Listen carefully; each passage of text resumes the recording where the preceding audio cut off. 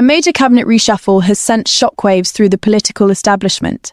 Prime Minister Keir Starmer has appointed Shabbana Mahmood as the new Home Secretary, a move seen as a clear signal of a tougher stance on immigration and security. Ms Mahmood, the Member of Parliament for Birmingham Ladywood and the UK's first Muslim Home Secretary, moves from her role as Justice Secretary to take on one of the four great offices of state.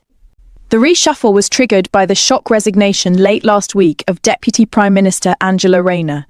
Ms Rayner, who also served as the Secretary of State for Housing, stepped down after an ethics inquiry found she had broken the ministerial code by underpaying tax on a property. In her resignation letter, she accepted she did not meet the highest standards and took full responsibility for this error.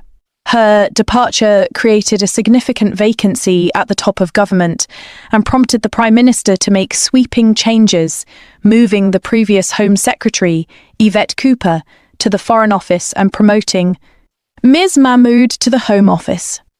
The new Home Secretary is wasting no time in setting out her stall. In her first public statements, Ms Mahmood has promised a significant crackdown on illegal migration, vowing to restore order to the UK's borders. Describing the ongoing small boat crossings as utterly unacceptable, she declared that protecting the UK border is her absolute priority. Her immediate focus appears to be on the full implementation of the new UK-France returns agreement. This pilot scheme, which came into effect on August the 5th, 2025, allows the UK to return some migrants who cross the Channel to France. In exchange, the UK will accept a matching number of asylum seekers via a new legal route. Well, look, my long-term personal political view has always been in favour of ID cards, and as Home Secretary I'm very clear we do have to deal with the pull factors that are making the UK a destination of choice for those that are on the move around the world, and I want to make sure that we can clamp down on that. I think that a system of digital ID can also help with legal working, enforcement. The previous government had indicated returns would begin in September, and Ms Mahmood has now stated she expects the first returns to happen imminently. However, the scale of this pilot scheme is limited. Initial reports suggest a target of returning around 50 people per week, a fraction of the total number arriving. The context for this urgency is stark. This past Saturday, September the 6th, saw 1,097 people arrive in small boats, bringing the total for the year to over 29,000, a record high for this point in the year. The pressure is on the new Home Secretary to demonstrate that her tough approach can deliver results where her predecessors have struggled. This new enforcement-led approach is also being reflected in a radical proposal now being seriously considered within Downing Street, a new digital ID scheme for all British nationals. Prime Minister Keir Starmer has confirmed the government is actively looking at the plan as a tool to tackle illegal migration. The proposal, nicknamed the Brit Card by the influential think tank Labour Together, would likely involve a universal, mandatory digital credential stored on a smartphone app. This credential would be required to prove an individual's right to live and work in the UK. Supporters argue this would make right to work and right to rent checks simpler and more effective, making it significantly harder for those without legal status to operate in the UK's black economy. In a speech back in May, the Prime Minister warned that without stronger rules, the UK risked becoming an island of strangers, and he has consistently linked a failure to control migration to downward pressure on wages and public services. However, the idea of national identity cards is one of the most historically controversial topics in British politics. A previous attempt by the Tony Blair government was ultimately scrapped by the subsequent coalition government in 2010 amid fierce opposition from civil liberties groups. Critics, such as Big Brother Watch, are already warning that a new digital ID system could resurrect the database state, raising profound concerns about state surveillance, privacy, and data security.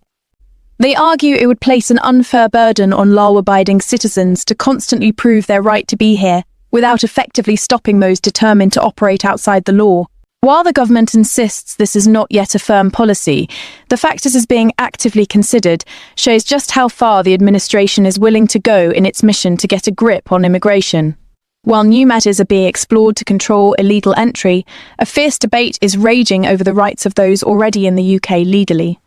Today, a crucial debate is taking place in Westminster Hall. the debating chamber of the Houses of Parliament. MPs are considering two petitions that have gathered huge public support concerning the government's proposal to extend the route to indefinite leave to remain, or ILR. The main petition, which has gathered over 163,000 signatures, calls on the government to scrap its plan to increase the ILR qualification period from 5 years to 10 years for skilled worker visa holders. The petitioners argue that changing the rules for those already on this visa track is deeply unfair, comparing it to changing the length of a marathon halfway through the race. They insist any such changes should only apply to new applicants. A second petition, with more than 108,000 signatures, specifically demands that British national overseas visa holders from Hong Kong be exempted from these proposed changes. Under parliamentary rules, any petition that receives over 100,000 signatures must be considered for a debate. The government's rationale, outlined in its immigration white paper, is to create a system of tempora and settlement, arguing that a longer period is needed to ensure migrants make a meaningful contribution before gaining the right to settle permanently. However, MPs debating the issue have highlighted the severe impact this could have. They warn it could destabilise essential services like the NHS, which relies heavily on overseas staff, and deter global talent from coming to the UK. Many have pointed out that these workers already pay significant visa fees and an annual immigration health surcharge, contributing to public funds they cannot access. It is important to understand that this debate will not end in a binding vote to change the policy. However, it serves as a powerful platform to air the significant concerns of the public and to put direct pressure on the government to justify or reconsider its position. The response from the government minister will be a key indicator of the future for legal migration pathways. We will, of course, bring you the full details of that debate in our bulletin tomorrow.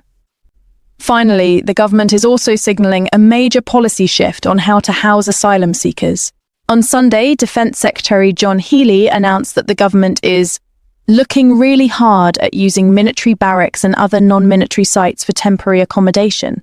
This move is a direct response to two major pressures: the record number of small boat arrivals and the widespread public and political discontent over the high cost of using hotels, which recently stood at nearly £9 million per day. Mr. Healey confirmed he is working with the new Home Secretary on the proposal, embedding military plumbers in the Home Office to identify suitable sites. This is not an entirely new idea. The previous Conservative government also used former military sites, including Napier Barracks in Kent, a policy that was fraught with controversy. Those sites faced legal challenges and severe criticism from human rights groups over poor and prison-like conditions. For the Labour government, this represents a significant policy pivot. Just a year ago, the party was reportedly developing plans to end the use of such sites, and the former Home Secretary, Yvette Cooper, had closed the controversial Bibby Stockholm barge. This new consideration of military sites signals a much tougher, more enforcement-led approach, moving away from hotels and towards more basic, contained facilities. It underscores a week that is shaping up to be pivotal for the future of UK immigration policy. The themes emerging from Westminster this week are clear: enforcement, control, and a tougher stance across the board. From a new Home Secretary with a hardline agenda, to the potential return of ID cards in a digital format, a fight over the future of long-term settlement, and a return to controversial accommodation policies, the landscape of UK immigration is undergoing a profound transformation. What are your thoughts on these developments? Do you support the move to a 10-year ILR path? Is a digital ID card a necessary tool or a step too far? Let us know in the comments below. Don't forget to like, share and subscribe to Daily Visa News for the latest updates.